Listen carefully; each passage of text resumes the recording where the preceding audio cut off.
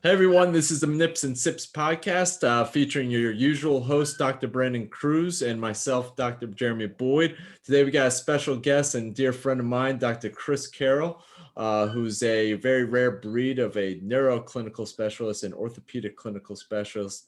So a little outside of our box, we wanted to bring on Chris because he does something very unique in integrating potential manual therapy into his setting in a neuro field. Chris has also been known to teach at Widener, Drexel, and Jefferson universities, amongst also teaching or presenting at conferences. So that's just a little highlight of Chris. Yeah, Chris, how you doing? Thanks for coming on board. Oh, thanks for having me. I'm excited to be here. Looking forward to talking with you guys and being able to discuss how I take the knowledge that I've been to both your courses. You guys have taught me so many things, and then I decided a little twist to implement it with the patients that I work with. So I really like being able to blend the two because I really do feel like they really aren't that far apart. I feel like that kind of starts in school almost, like two separate classes, you know? Yeah, we've talked about that a lot on the show of how PT school teaches everything in isolation, and I think that leads therapists or future therapists to think of everything in isolation and forget there's actually carryover. All of our neuro patients have musculoskeletal systems that we need to address orthopedically, or at least to some extent if we can. And all of our musculoskeletal patients or sports patients have brains and nervous systems that we need to understand some concepts from there and carry over. So, thanks for coming on the show. We think, just in our talks with you, one, you're so passionate about what you do. And I think people need to, hopefully you rub off on some clinicians out there. And two, yeah, just hopefully we can give some people, or you really can give some people some insight on how to blend the two so everything's not its own silo and isolation. Yeah, no, I feel like when I first started Magee was my first job. I was very excited just to be in a setting where the caliber of PT seemed very high to me as a student. I came here for a couple of labs, I had a couple of teachers that talked very highly. I was new to Philadelphia, so I'd never been here, but when I got here, I realized I was among a lot of great neuro clinicians. I was like, wow, I'm going to learn so much here so fast. Mm-hmm. But then I always had a passion in PT school for the orthopedic side of things too. I sports all my whole life, and I feel like that was my first intro into PT in general. As is for I feel like a lot of younger therapists. But then when I got here, I was like, oh, we should try. I was just thinking of some of these manual skills, basic manual skills you learn, even these PA glides of any type for thoracic spine, or even this patellar glides. And people are like, oh, I haven't done that in so long. When would you use that for with this patient? I'm thinking, well, I don't want to end up so boxed into even though neuro is so broad, but almost box yourself into this broad setting. So I want to make sure I keep my ortho skills sharp. So I would go to a lot of orthopedic courses. How I met both of you. Yeah. And I just realized that that's how I wanted to develop myself, is not treat them all so separately, but rather ingrain them both together. And that's why I started to pursue the neurologic clinical specialist first, and then I wanted to add the additional education of the orthopedic clinical specialist. Both are so valuable individually. I'm hoping those crossing over, like you said, Brandon, makes them more valuable together, I think. Awesome, man. Well, we'll get into that a little bit more in a second, but let's before we get too far into the show, let's go over our drinks of the evening. I have a special one today. Chris, let's just get yours out the way because unfortunately, I'm at work. Okay. I'm just hydrating. Yeah. N95, hydrating the best I can, Yeah, we It's won't vodka. It's vodka. He's doing this from work. He just get out. Mad dedication and props to Chris there. So unfortunately, he just has H2O, as Bobby Boucher would say. H2O.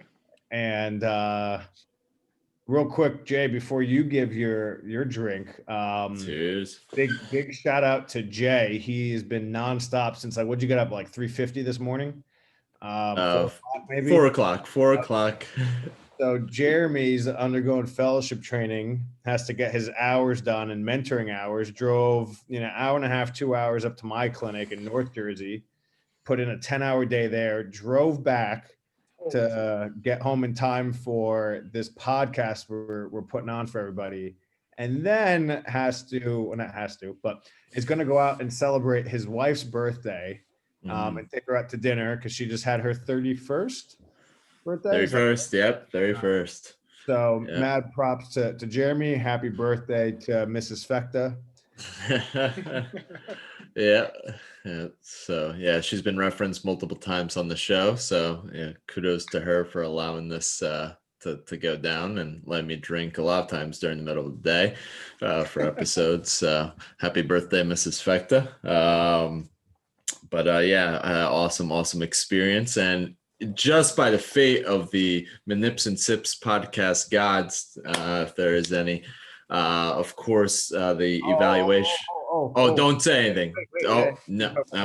Should I just go in my drink? Don't want to. I just only had one sip of it. This is from Bissell Brothers. Coach Mike Solera gave it to me. Bissell Brothers is a pretty legendary brewery, I believe, up in Vermont. Substance ale. I've had one mini sip of it. Pour it out. So far, it's been delicious. I'll give a full rating. I'll just blurt it out in a little bit, but Brandon,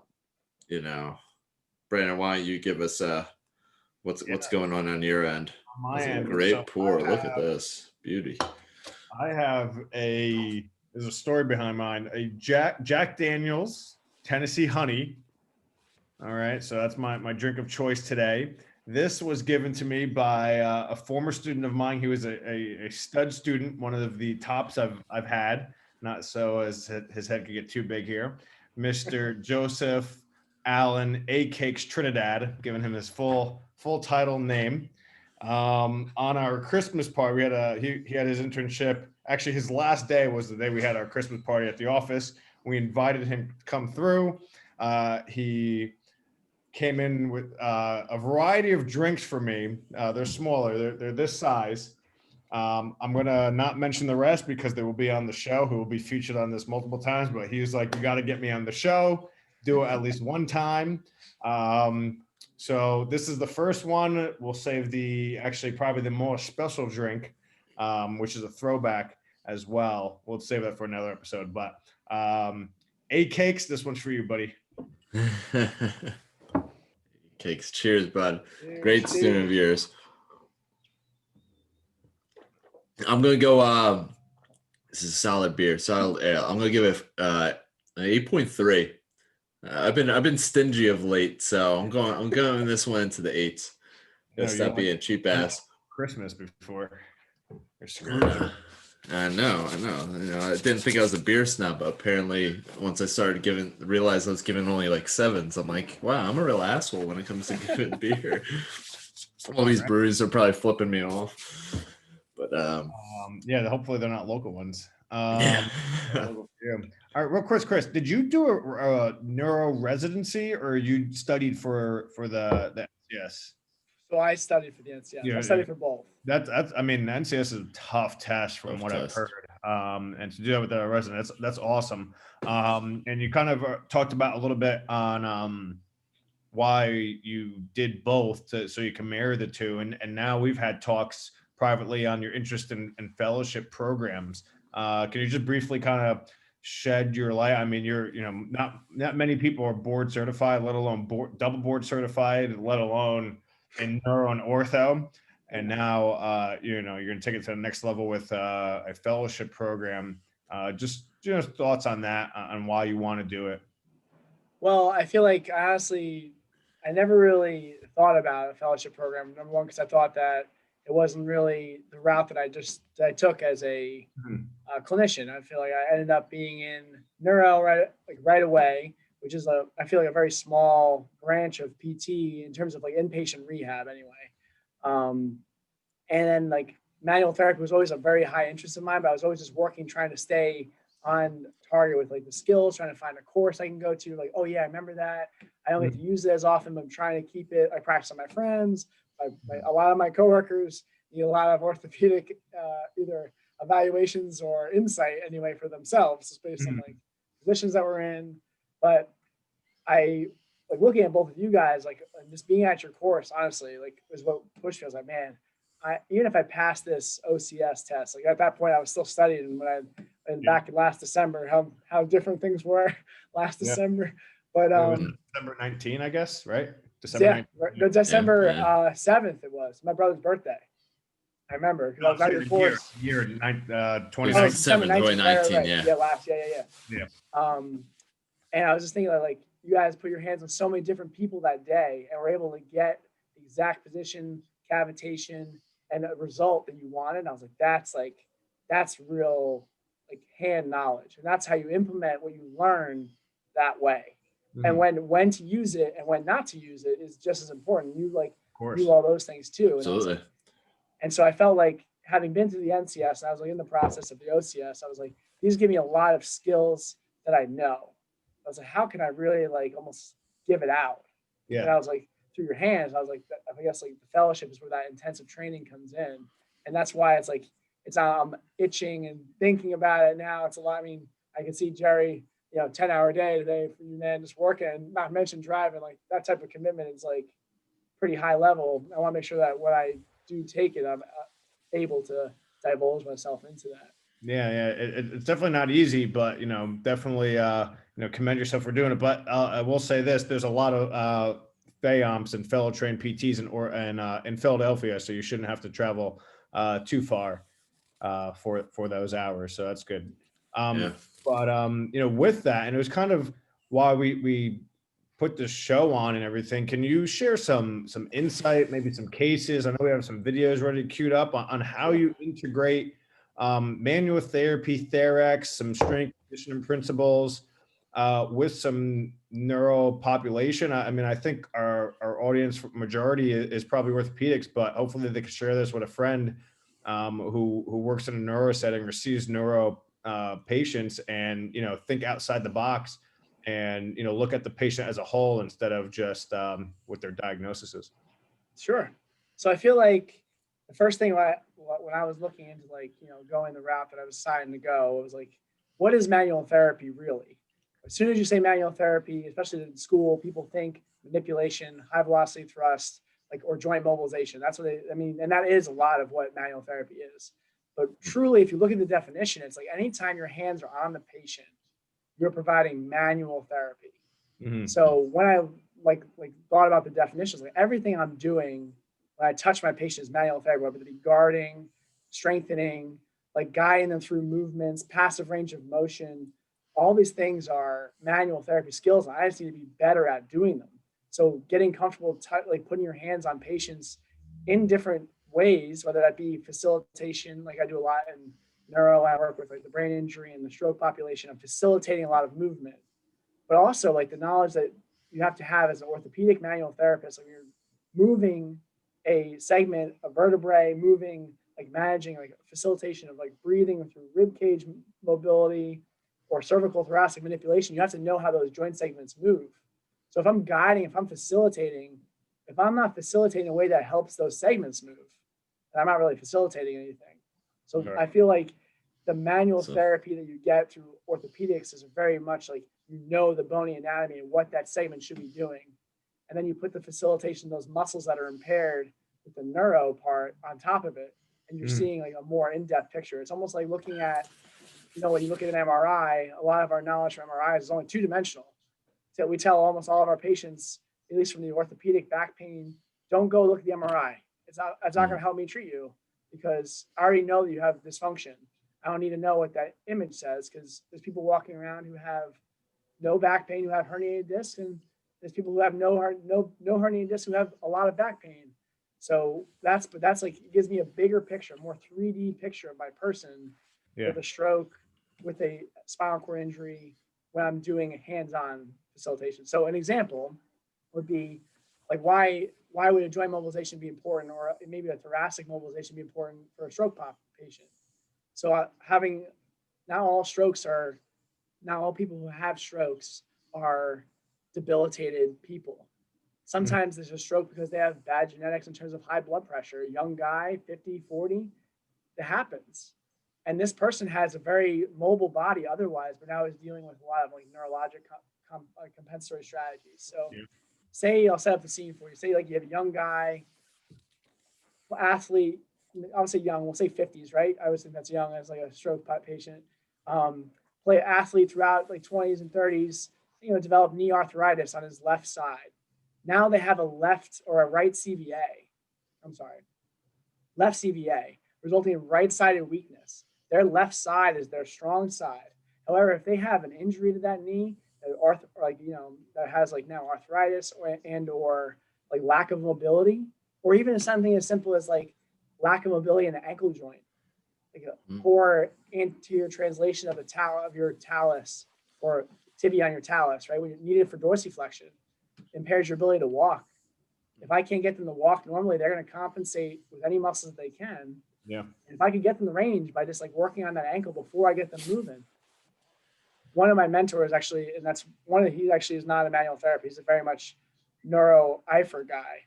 Mm-hmm. I remember this to this day. He's like, he was stretching and stretching and stretching. Every time he got this guy standing, he wouldn't do what he stretched him into. He had the range. He swore.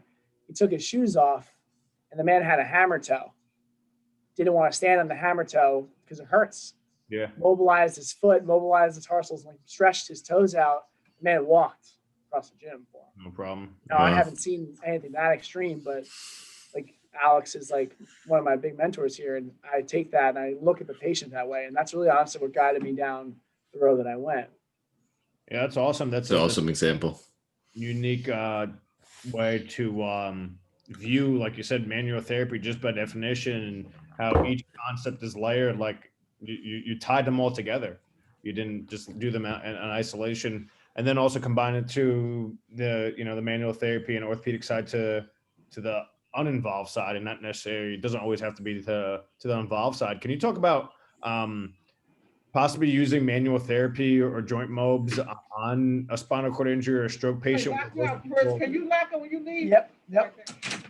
Chris, This is a live show, baby. So live show. Live show.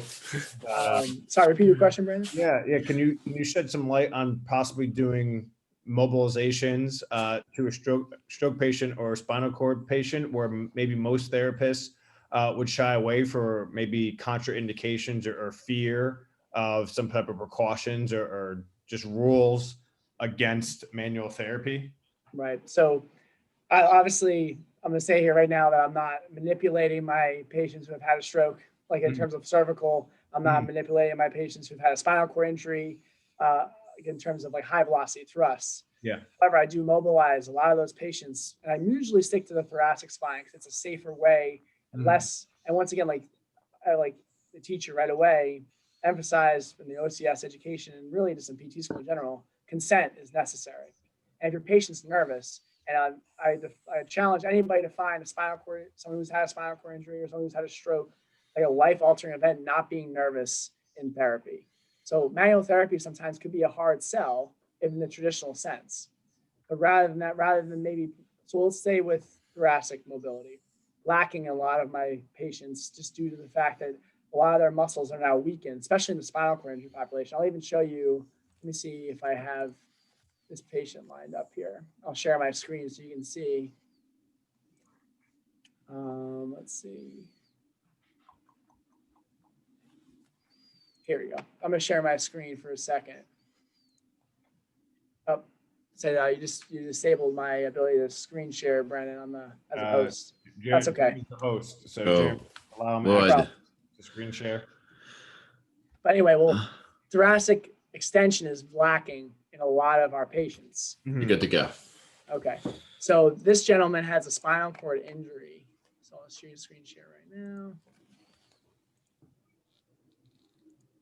So this patient has a spinal cord injury. Can you see that okay? Yes, indeed. So obviously you can see that this gentleman has a lot of thoracic kyphosis. Now, I'm going to tell you that he also has a C5, C6 spinal cord injury. So now I'm not going to correct this posture as his neurologic therapist. I'm going to encourage this posture actually, because it gets him to sit independently on the mat. Being a C5, C6 level, he doesn't have the innervation of his abdominal muscles or trunk extensors to stay in this position if I put him in an ideal posture. So I'm going to teach him this position actually, knowing full well as like the orthopedic side that I'm actually encouraging a lot of muscle substitution, compensation here. Yeah. And postural deviation for what would be ideal. But I don't want to be here forever. I don't want him to sit here and never move from here. I want him to be able to get out of here or know a strategy to get out of here. So as a manual therapist, I could mobilize his spine. This scar, by the way, is a old like scoliotic curve like surgery he had. It's a pretty intense scar, as you can see in the posterior view. But I'll give him a towel roll, lay him over the towel roll, and I'll mobilize his shoulders. So I'll have him sitting up against a backboard, putting my hands on the lateral aspect of his upper humerus, and then facilitating shoulder external rotation while having him go over the towel roll to gently mobilize his spine anteriorly, promoting thoracic extension while also him being comfortable. So he almost doesn't even know that he's getting a mobilization. He just feels like he's being stretched. But I know by the placement of the towel roll in a vertical fashion, I'm getting him a very generalized, gross thoracic extension mobilization. And I'll maintain that and I'll oscillate and I'll be talking to him conversationally, like keeping him, make sure he's like comfortable, but also knowing that I'm getting the result that I want. Yeah. So, awesome. What was that? Was that surgery injury, spinal the cord first injury? one was pre Okay. Interesting. Yeah, his was traumatic. His spinal cord was traumatic like years later. Most Most are, right? Especially at he seemed on the younger side. Yeah. Some type of accident or something, right? I'm assuming. Yeah, ATV accident. Yeah. That sucks. But yeah. Yeah, you want to share our surprise / our surprise of today, which you started it well with the Magnificent gods must have known. Yeah, they did, and they threw me a great curveball on this day of mentorship. So just to put things into perspective, I own a sports dominant physical therapy clinic, where all our clients are active and everything like that. Brandon also has an orthopedic and sports facility. Yes, part of the mentorship process, which I truly enjoy, is having someone watch. I'm a seven-year vet, I guess. Went through residency, finished all my didactic work and fellowship, and I have someone watch me how I do evaluations. And it kind of feels like practical sometimes, but I truly enjoy it. But you definitely expect to get some orthopedic cases or sports cases. And the call was for, I guess, a low back pain. And the patient comes in with a quad cane. And first says, Quad what was it? Left Hemiparesis. Yeah. So that quad cane I haven't seen in since maybe I saw it in my general outpatient orthopedic place. For like something else, like someone didn't want to use a single point cane and their balance was off. But then it, ended up being I was like, ooh, I've seen some bad radicular pains where some people are in walkers and that sort of stuff, but it evolved very quickly where it was just like, it was apparently a right side stroke with a left hemiparesis. So get out of town. Yeah. So I haven't got any of that since my second year at PT school. Both looked at each other and like, this is happening. Yeah. But I got some, text messages from Brandon. I was like, hey, just so you know, it's a CVA. I was like, I got an idea that something wasn't quite traditional with this. But yeah, he obviously had some weaknesses. He was at an outpatient place beforehand, but he also had some low back pain and also shoulder pain. So obviously lowest hanging fruit, priorities on this, we have to get his left side stronger. For a great, not a great case for him, but a great case was, it didn't seem like he had any crazy comorbidities that led to this. But he was a triathlete. Was accustomed to doing 100-mile bike races. Was extremely active, electrical engineer, owned his own firm and everything like that. And pretty that's young when the too. stroke He was hit. in early 50s too. 61. 61. 61, and then the stroke happened when he was 59, I believe. Okay. But he had 3 TIAs leading up to it, DVTs, 2 pulmonary embolisms. So there was it was understanding that he has a hypercoagulation going on.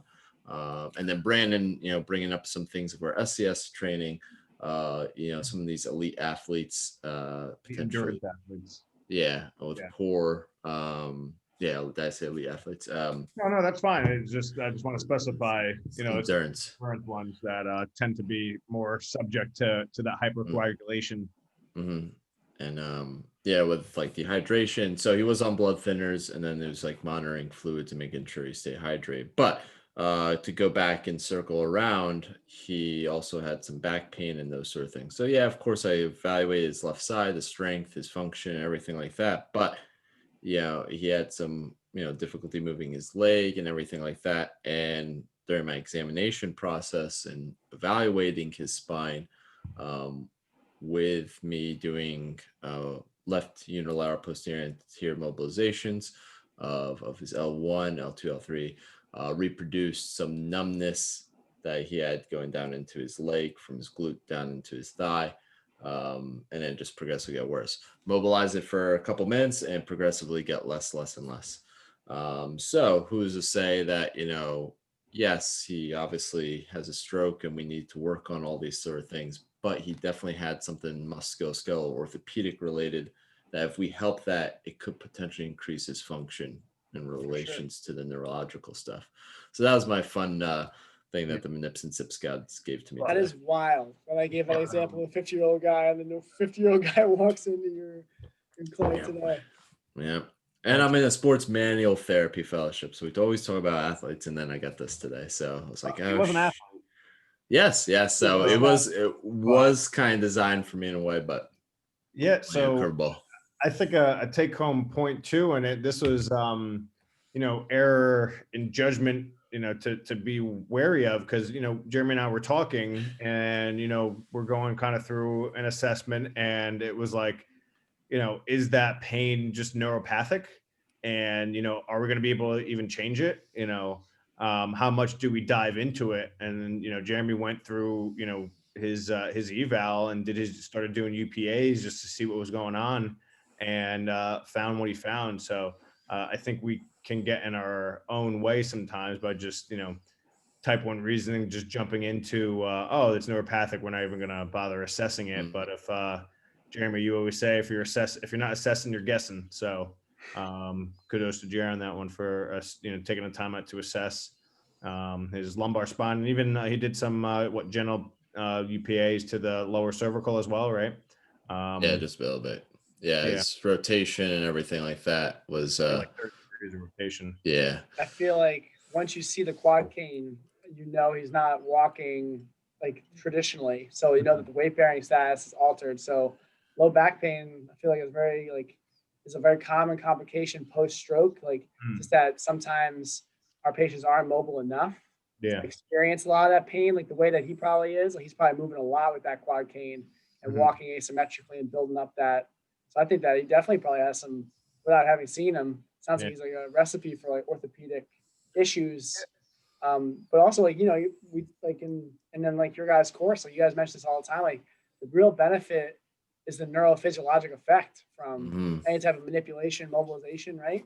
So the neurophysiologic effect of just touching his back, mobilizing him could have like relaxed the muscle that was tight, that was compressing a nerve, that was sending the signal down his leg. So, but that's exactly the point. It's like this patient, just because he has a CVA, obviously now stable, not medically, no longer medically compromised in terms of like being potentially unstable, like maybe in acute care, has orthopedic concerns that like if he didn't see you, another therapist may have been like, well, I'm not going to mobilize his back because he's a neuro patient.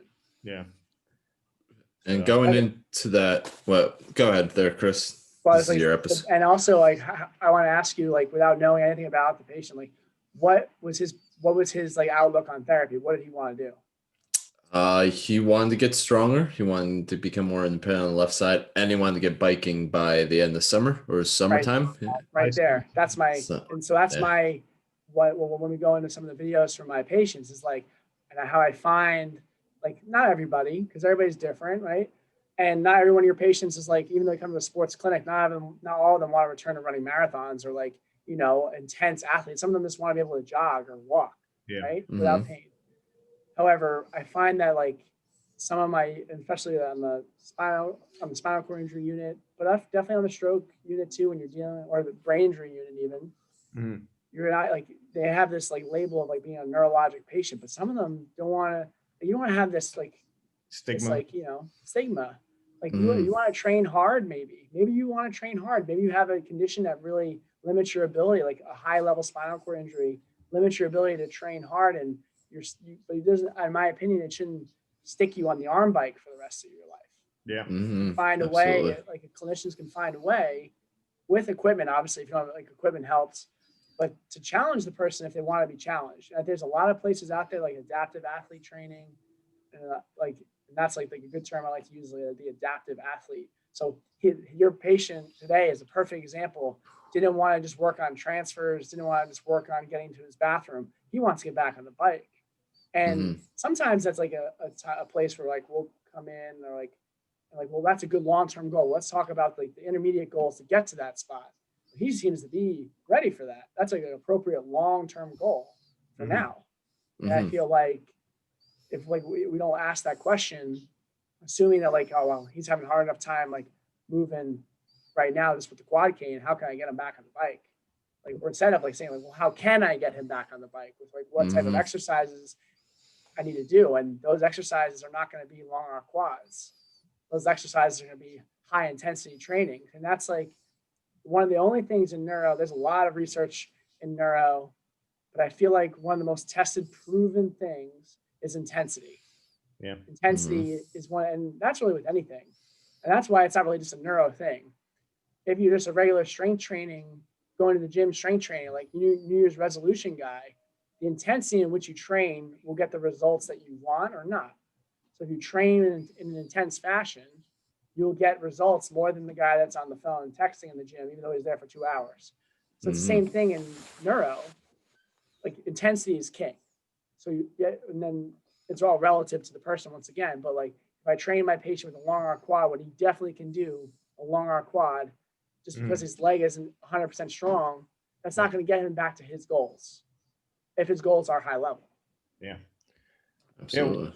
Well said. I had a great internship at the University of Florida, which was a neurological internship for 12 weeks. Worked with Craig Fox, who's I don't know if you know him. He's one of the I guess leaders in the United States. I forget the name of the group he's with now, but he was leading the NCS program at Shands at the time, and this was back in 2013. But he said exactly what you said. It's intensity. You would always, I remember if we're doing anything, it's a lot of repetitions. If somebody was on the bike or the new step, it was not just there passively, they're there to work out. They want to be between somewhere, mid 80s to, 95 to 105 revolution per minute, because that's what's going to really be able to tap into the nervous system and like the CPGs and just, I guess, the automatic, I'm rusty now. Maybe you can help explain Central it. pattern generator, like locomotion. Yeah. And just kind of like that, I guess we all have that natural timing in there, and that's going to kind of restore that. So, and he took a very kind of similar approach to you, where he combined orthopedics. And one of the first thing he said to me, because I was like, dude, I'm ortho and sports all the way. Like, I'm just kind of down here so I can be in Florida in the winter. And Nice. he's like, well, all our neurological patients are orthopedics. So, and he trained me tough, and I definitely learned a lot. Not to say that I'm a NCS specialist or anything, but I just had a good experience with it. And a lot of what you said is ringing a bell to what he had taught me and preached as well. So, yeah. And today he was a very positive outlooking guy. He's motivated to get back, and we got him on the assault bike today, and he was That's awesome. pedaling. We strapped him in. Yeah. He was pedaling, and we said like 5 minutes. He's like, no, I want to do 6. He did 6. Like, I want to do 7. So he kept going, and then our plan is to get him doing some squats, lifting, working on his shoulder strength, because he had a little subluxation there, obviously strength stuff. So, but I plan to moving forward, see him and really kind of challenge him physically. So I'm glad that you kind of supported that, because we know Jeremy and I's clinical decision making was on par with with what it should be. So that's Mhm. coming here too. So thank you. Yeah, no, absolutely. I have actually, I'm going to just share something one more time. Yeah, please do, Of man. this article, like that's one of my gold standards. If I talk about neuro to any school, student, fellow like colleague at Magee, it's like I like in my mind I'm referencing this article. So I feel like I'll show it. I don't have the whole article, but I have like a slide that I teach on. And this is the principles, like Klein's principles of like neuroplasticity are really how I like what I words to live by in terms of like my opinion. And I think by honestly research, it's like these are all things that really every so the slideshow here.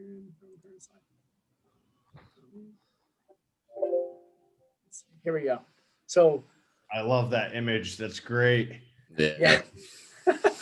So like, but how you drive, how you coach the patient, like our role is very much in neuro. Sometimes I have a tough conversation. You have to have those hard conversations with patients in terms of like walking function and like return, like neurologic return. And that's something as a PT and really as a medical professional in general that we are on the outside.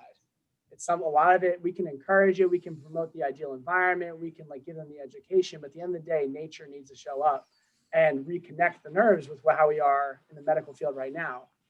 But as a PT, I always imagine us as like, we're like the dams in the river or the rocks in the river. And we can either let it flow the way it wants to flow, and it's going to connect that way, or we can help to guide it. It's going to flow, right? The water is going to flow.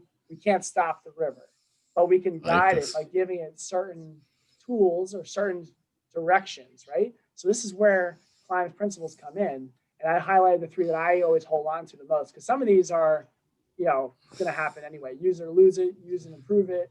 Like those things will happen by the patient, but we can really guide them is like specificity, intensity, and like salience. So salience is like, I would say to my students, a fancy word for does your patient want to do what you're encouraging them to do? Like if I have right-sided weakness and I have them reach for a red ball 100 times, I would say that the repetition mattered. I got 100 reps in my session. Good job, right? But if he doesn't care about that red ball or she doesn't care about that red ball, then like, what did I accomplish? The neuroplastic change is going to be limited because the person didn't really want to do it. However, if I was a cheeseburger and my patient really was hungry and they just got cleared to eat for the first time in months after their CVA, they're going to reach pretty aggressively for that cheeseburger. So I would say that in that instance, that one repetition of really wanting to do it would outdo 100 of reaching for the red ball. Yeah. So when I'm designing exercise programs, I take into consideration the intensity and what the patient wants to get back to doing or what the person wants to get back to doing.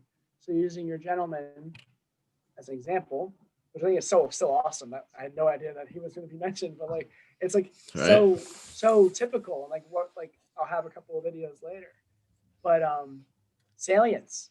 The bike is important to him. Maybe the new step will be important right now. It's similar to a bike, and I can get his heart rate up. Intensity matters. It'll be similar to what he wants to do. I'll get the neuroplastic change. I'll get his legs to work better because he's driving his legs. He's working on it.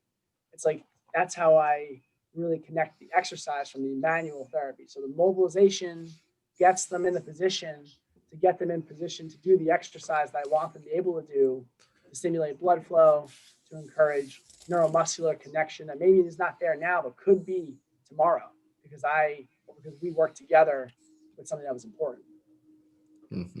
Awesome, man. Well said. While you're queuing up those videos, can you show that one with the battle ropes? Yeah, absolutely. That's my favorite video. I love that. I think it's and even if people don't like battle ropes or think it's gibbony, I mean, it's something different. You're really trying to, think outside the box and provide, intensity, make it more dynamic and fun and add some strength conditioning principles there. And perhaps you're trying to even do more. So I'll let you speak on that. But when you told us about this, I was really pumped to see this. So. Yeah, I feel like one of the things that I learned, and I kind of like, this is like where you take your own experiences in your own life and apply them to what you're doing.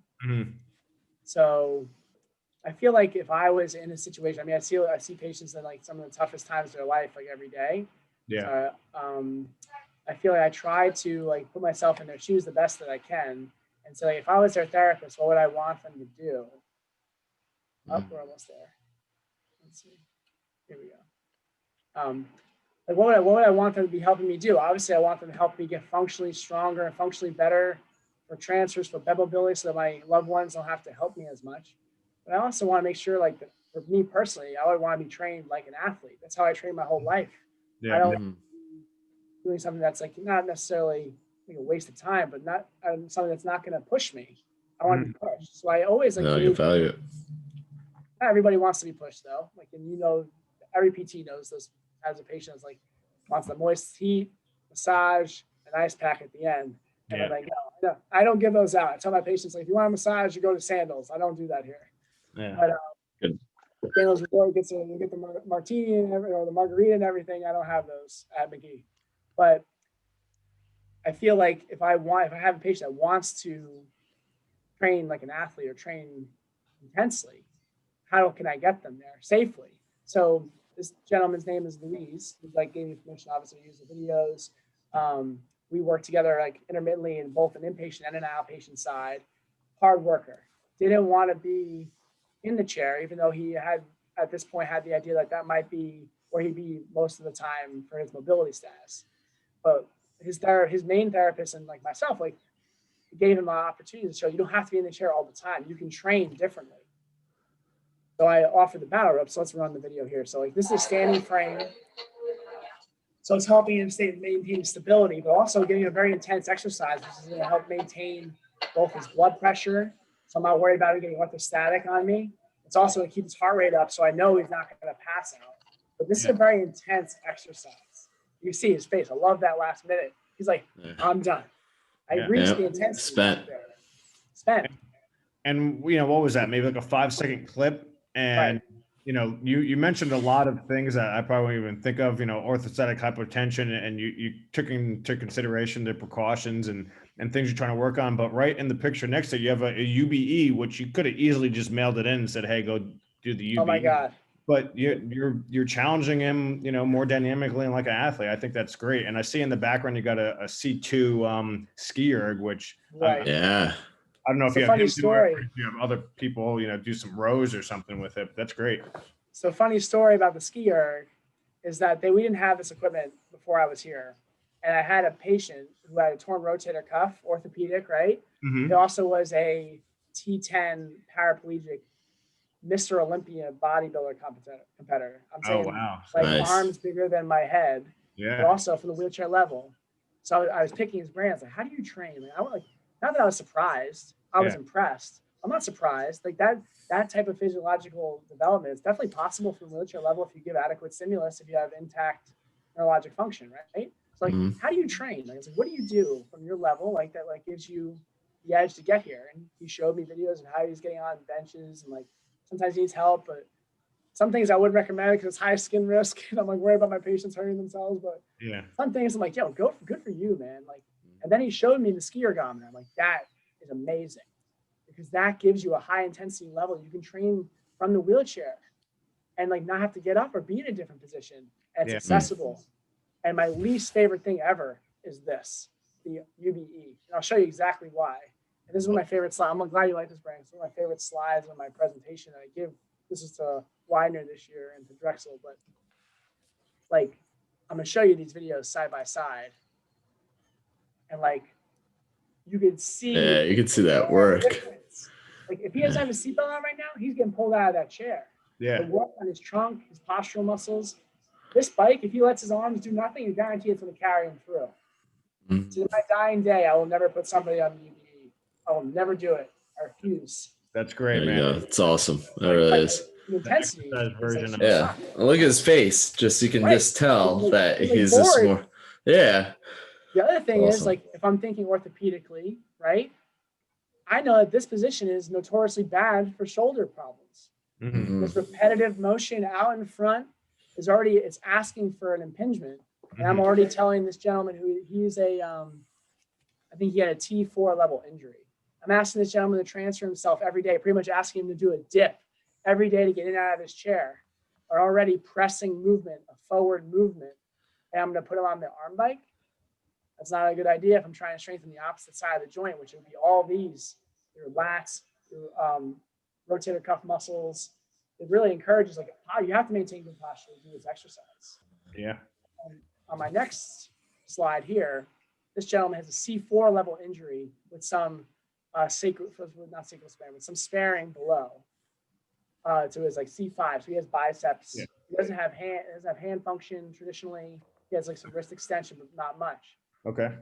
But that wouldn't limit him from doing this exercise if you set it up the right way. So he's doing pretty much a glorified, like a modified face pull with grip assist gloves and a tilt back in his wheelchair, so he doesn't have to worry about gravity pulling him forward. So he's getting all the muscles that he has working in a motion that's going to help prevent maybe neck pain, maybe shoulder pain, because you still feel that, even though he's not necessarily pushing and using his arms for transfers, you still will get it from just sitting. Giving him an exercise on the opposite side of the joint to help maintain joint integrity. That's awesome, man. Awesome. I'm super pumped. Jeremy, maybe you can push this this podcast out sooner, because if not, it won't be in time for the webinar. But we're just real quick, and I don't know, I don't want to cut us off or anything, but we're doing a free webinar with 7 PTs total, talking about various topics. Chris is going to be one of them, talking about I guess integrating, manual therapy and Therex strength conditioning concepts into neurological population. I'm super pumped for that presentation, especially now based off of what he just kind of showed us with this stuff. This is truly like a lot of stuff I haven't seen before, and a lot of NCS people or neurotherapists are doing a fraction of this. So I think it'd be great for you to kind of share it to the PT world. So I guess we're making an announcement. That's February 1st through the 8th. Hopefully this podcast gets out in time. Put it out next week.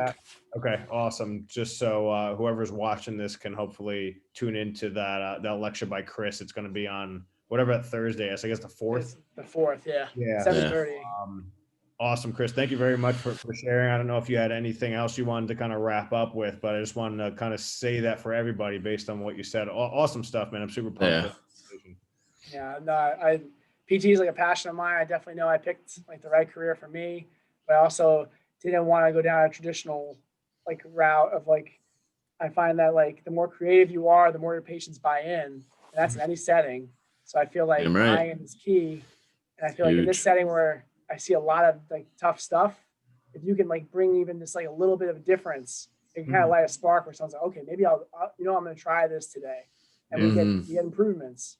It's not necessarily saying that you need to have full recovery to have a great outcome, but I can still show you different ways where you can still channel versions of what happened of yourself before injury, like in terms of exercise. And I have and using the orthopedic knowledge, like hands-on skills, like to prevent overuse and compensatory injuries that happen that are sometimes unavoidable post like CVA, post spinal cord injury, but knowing the mobilizations and knowing the strategies to avoid them from getting to be like terrible, like managing them.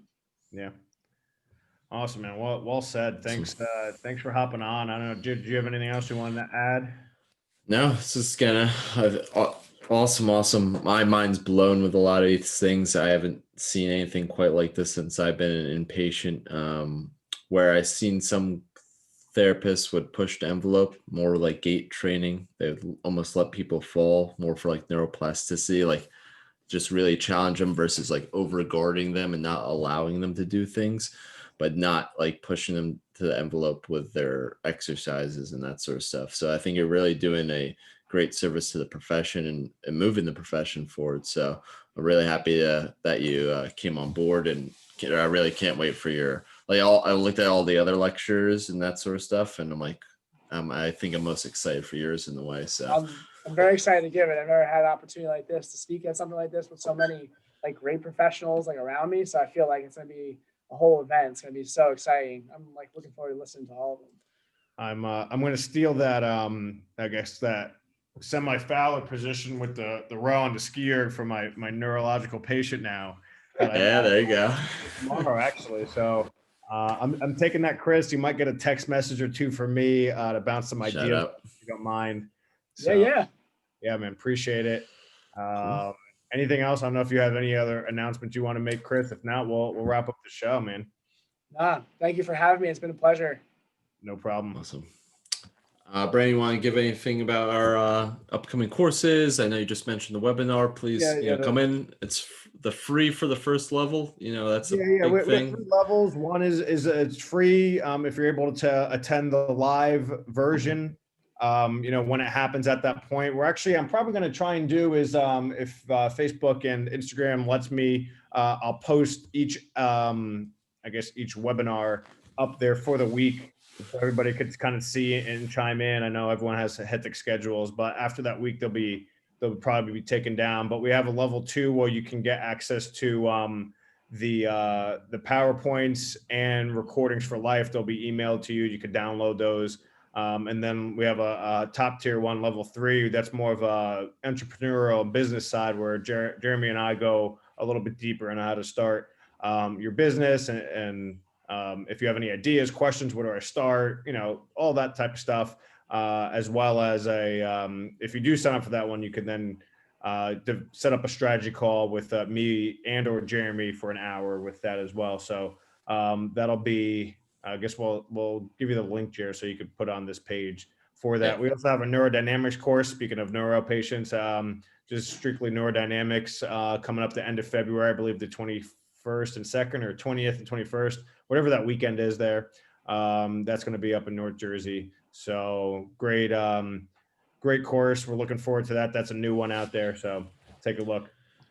Yeah. So just to wrap things up, hopefully we can see you guys for some of these courses and webinar series. But Chris, how can our people reach out to you if they want to, if you're available?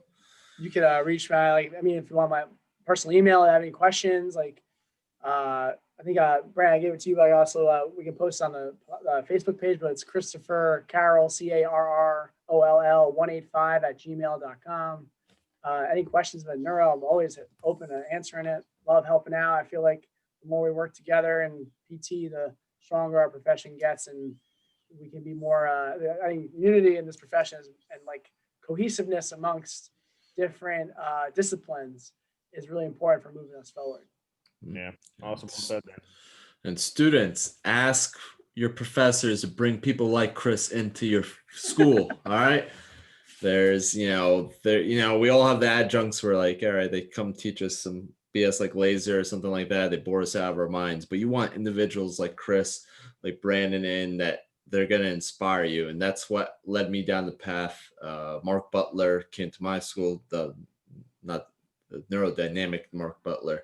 And that's what inspired me to kind of push things. So ask for it. If you're not getting, inspiring adjuncts or professors, go and ask for it. But hey, I saw this guy in this webinar or on this post. We need someone in neuro. Bring people like this in. So that's my my rant for the day. But if you guys want to reach out to us, though, we're at Manips and Sips on Facebook, Twitter, Instagram. I'm at The Decent Doctor and at Trifecta Therapeutics. Brandon's at Think Like a Fellow and at Pursue PT Now. Thanks for listening in. I hope you guys got a nice little spice up today with some neuro. And cheers, everybody. Cheers, guys. Thank you.